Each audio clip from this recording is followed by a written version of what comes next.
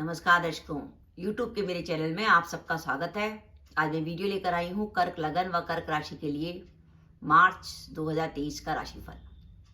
अगर आपका कर्क लगन है तो भी आप ये वीडियो देख सकते हैं और अगर आपकी कर्क राशि है तो भी आप ये वीडियो देख सकते हैं। सबसे पहले हम देखेंगे कि मार्च के महीने में ग्रहों का गोचर क्या रहेगा। चौथे भाव में तुला राशि में केतु हैं। शनि महाराज अष्टम भाव में विराजमान है कुंभ राशि में और उनके संग माह के आरंभ में बुध व सूर्य की युति होगी।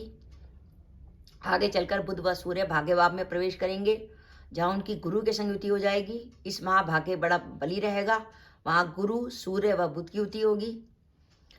लाभेश शुक्र इस माह दशम में रहेंगे जहां उनकी राहु के संग युति होगी और दशमेश मंगल लाभ भाव में, यानी इस माह लाभेश और दशमेश का राशि परिवर्तन योग है और आगे चलकर मंगल जो है द्वादश में चले जाएंगे, यानी आपका दशमेश द्वादश में हो जाएगा।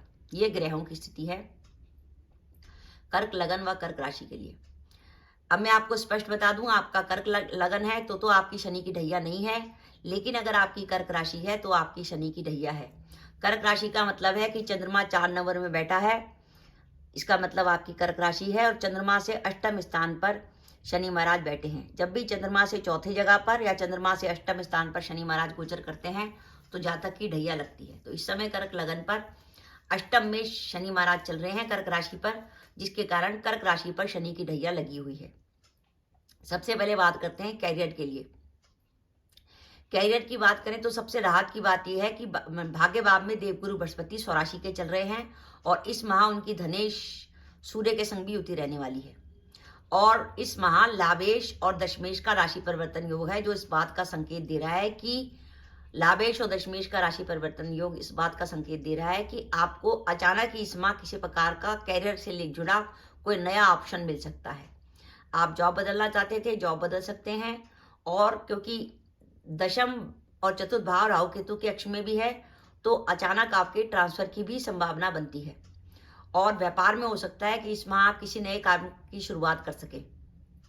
लेकिन ध्यान रखिएगा, ये दशमेश और लाभेश का जो राशि परिवर्तन योग है, इसमें लाभेश का संबंध जो है राहु से बन रहा है, जो राहु इस बात का संकेत देता है कि आपके पास ऑप्शन आएगा तो काफी बड़ा ऑप्शन आएगा और वो अचानक ही आएगा, आपने सोचा नहीं होगा वैसा ऑप्शन आपके पास आ सकता है। तो कैरियर में इस प्रकार मार्च के महीने में आपको गति मिल सकती है और मेरा यह मानना है कि अभी 21 अप्रैल तक कर्क लगन और कर्क राशि पर देवगुरु बृहस्पति भाग्य भाव में ही चल रहे हैं। तो अगर आप कैरियर से जुड़ा कोई डिसीजन लेना चाहते हैं तो 21 अप्रैल से पहले ले लें। उसके बाद देवगुरु बृहस्पति आपके दशम में आ जाएंगे तो देखेंगे काम की गति थोड़ी सी आपको धीमी लगेगी। फाइनेंस की बात करें तो धन के लिए यह माह आपके लिए शुभ जाने वाला है। अगर आपकी कुंडली में सूर्य की, शुक्र की, मंगल की या गुरु की, सूर्य की, शुक्र की, मंगल की या गुरु की दशा या अंतर्दशा चल रही है तो आपके पास इस माह कहीं से धन आने की संभावना बन सकती है, अगर आपको उम्मीद है कि आपके पास धन आना चाहिए। भाग्येश गुरु स्वराशि के चल रहे हैं और उनके संग सूर्य की भी युति है। सूर्य और गुरु दोनों जो है भाग्य भाव के कारक ग्रह हैं और इस समय भाग्य भाव पर गोचर कर रहे हैं इस माह, तो आपको मिलेगा भाग्य का साथ। भाग्य आपका बली है, इसलिए आप जो मेहनत करेंगे उसका आपको रिजल्ट मिलेगा। जो दंपति संतान प्लान करना चाहते हैं उनके लिए बहुत अच्छा समय है। गुरु की पंचम भाव पर दृष्टि है, गुरु स्वयं नवम भाव में है। अगर आपकी कुंडली में मंगल की या गुरु की या चंद्र की दशा या अंतर्दशा चल रही है तो संतान सुख आपको मिल सकता है, आप संतान प्लान कर सकते हैं और इस माह आपको संतान से जुड़ी खुशखबरी भी मिल सकती है। शनि महाराज सप्तम भाव को अपनी दृष्टि दे चुके हैं। देवगुरु बृहस्पति की दृष्टि लगन पर है, जो अपने रिश्ते की तलाश में है कि उनका विवाह तय हो जाए, उनका विवाह तय होने की संभावना है। विद्यार्थियों के लिए बहुत अच्छा समय है। पंचम भाव को देवगुरु बृहस्पति दृष्टि दे रहे हैं और पंचमेश मंगल की भी पंचम भाव पर दृष्टि है, तो विद्यार्थियों को पढ़ने में मन लगेगा। साथ ही इस माह दाम्पत्य जीवन में किसी प्रकार का तनाव रहने का संकेत है, क्योंकि सप्तमेश शनि के साथ द्वादश बुध की जो युति रहेगी कुछ समय माह के आरंभ में, वो इस बात का संकेत है कि दाम्पत्य जीवन में किसी प्रकार का तनाव या परेशानी कम से कम 14-15 तारीख तक हो सकती है। ध्यान रखिए, आप कर्क लगन व कर्क राशि के जातक हैं और आपकी अगर कर्क राशि है, खाली कर्क राशि है और आप घर के बड़े पुत्र हैं, तो इस बात का ध्यान रखिए कि ये शनि अष्टम में जो चल रहे हैं वो आपके पिता के लिए अच्छे नहीं है। जब भी घर के बड़े पुत्र के ऊपर शनि की ढैया आती है तो पिता के स्वास्थ्य को लेकर चिंता होती है, तो पिता के स्वास्थ्य को लेकर चिंता दिखाई दे रही है। अपने पिता के स्वास्थ्य का विशेष रूप से ध्यान रखिए। विशेषकर इस माह तो पिता के कारक सूर्य आपके अष्टम में रहेंगे माह के आरंभ में, 15-16 के बाद सूर्य भाग्य भाव में जाएंगे। साथ ही इस माह अगर कार्यस्थल पर कोई विवाद हुए तो उस वाद विवाद से बचने की कोशिश करिएगा। अगर आप वो वाद विवाद में फंसते हैं तो आपके लिए प्रॉब्लम हो सकती है, क्योंकि ध्यान रखिए शनि महाराज आपके अष्टम में चल रहे हैं, इस बात का ध्यान रखिए। और शनि महाराज अष्टम में चल रहे हैं और शनि महाराज आपके अष्टमेश हैं और उनकी दशम भाव पर दृष्टि है। दशम भाव में शनि महाराज की नीच राशि आती है। अष्टमेश का दशम भाव पर दृष्टि डालना और दशम भाव में राहु का चलना इस बात का संकेत है कि कार्यस्थल पर किसी प्रकार की उठापटक हो सकती है। ऐसी स्थिति भी बन सकती है कि अचानक आपको जॉब बदलने के लिए बाध्य होना पड़े।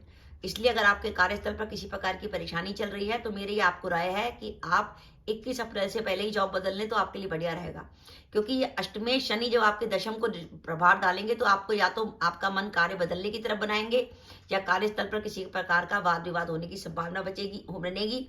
तो कार्यस्थल पर वाद विवाद से बचें। और अगर आपके शत्रु ज्यादा परेशान करते हैं तो आप 8 धतूरे के बीज अपनी जेब में रख सकते हैं, वो आपकी शत्रुओं से रक्षा करेंगे। और उपाय के तौर पर आप हर मंगलवार को बजरंग बाण का पाठ भी कर सकते हैं, तो आपके शत्रु जो है दबे रहेंगे। आपका अगर कर्क लगन है तो कोई टेंशन नहीं, लेकिन अगर आपकी कर्क राशि है या कर्क लगन कर्क राशि दोनों ही है तो आपको ध्यान रखना है कि शनि महाराज अष्टम में चल रहे हैं, तो शनि की ढैया का कोई ना कोई उपाय आपको जरूर करना है।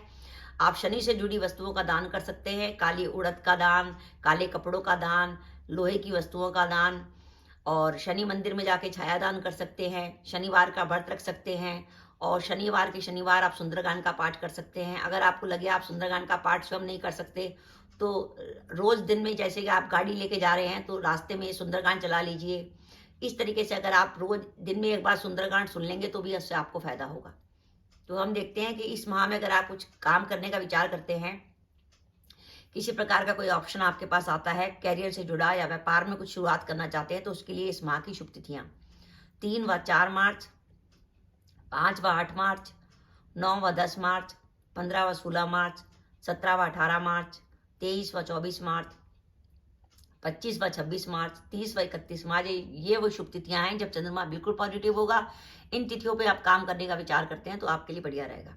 अब मैं आपको मार्च के माह के सावधानी के दिन बता रही हूँ जब चंद्रमा चौथा, 8वां या 12वां होगा। ध्यान रखिए आप कर्क लगन व कर्क राशि के जातक हैं, जब भी चंद्रमा तुला का, कुंभ का या मिथुन का होता है वो चंद्रमा आपके लिए नेगेटिव होता है। उस चंद्रमा वाले दिन कोई महत्वपूर्ण काम ना करें, अपने स्वास्थ्य का ध्यान रखें, वाहन सावधानी से चलाएं और किसी प्रकार की लड़ाई झगड़े और वाद विवाद से बचें। तो आपको मार्च के माह के सावधानी के दिन है 1 व 2 मार्च, 11 व 12 मार्च, 19 व 20 मार्च, 27 व 28 मार्च व 29 मार्च। तो दर्शकों ये मेरा वीडियो था कि कर्क लगन व कर्क राशि के लिए मार्च का माह कैसा है। अभी कर्क राशि पर शनि की ढैया चलने के बावजूद भी देवगुरु बृहस्पति भाग्य भाव में चल रहे हैं, जो आपको शुभ फल दे रहे हैं। और अभी 21 अप्रैल तक देवगुरु बृहस्पति भाग्य भाव में ही है। अगर आप कोई कैरियर से जुड़ा कोई महत्वपूर्ण निर्णय लेना चाहते हैं तो आप 21 अप्रैल से अगर पहले ले लें तो आपके लिए बढ़िया रहेगा। ये मैं उन लोगों को कह रही हूँ जिनकी थोड़ी दशाएं नेगेटिव चल रही हैं। अगर आपकी दशाएं बहुत बढ़िया चल रही हैं, जैसे आपकी कुंडली में चंद्रमा की, मंगल की, गुरु की दशा या अंतर्दशा चल रही है, फिर तो किसी प्रकार से कोई परेशानी नहीं है, आपका काम बढ़िया चलता रहेगा। लेकिन दशाएं थोड़ी सी नेगेटिव हैं, जैसे बुध की चल रही है या शनि की दशा या अंतर्दशा चल रही है, तो ये दशाएं ऐसी हैं कि जो आपको थोड़ा नेगेटिव प्रभाव ज्यादा देंगी। इन दशाओं में अगर आप नौकरी वगैरह बदलने का विचार कर रहे हैं तो उसको अगर आप 21 अप्रैल से पहले कर लें तो ज्यादा बढ़िया रहेगा। तो दर्शकों ये मेरा वीडियो था, आपको कैसा लगा प्लीज़ कमेंट बॉक्स में कमेंट करके बताइएगा। इसके साथ ही अगर आप मेरे चैनल पर पहली बार आए हैं और आपने मेरा चैनल अभी तक सब्सक्राइब नहीं किया तो कृपया मेरा चैनल सब्सक्राइब कर दें, साथ ही बेल आइकन को भी दबा दें, जिससे जब भी मैं अपनी वीडियो अपलोड करूं उसकी नोटिफिकेशन आपको मिल जाए और आप मेरा वीडियो देख सकें। इसके साथ ही नमस्कार दर्शकों, जय माता दी।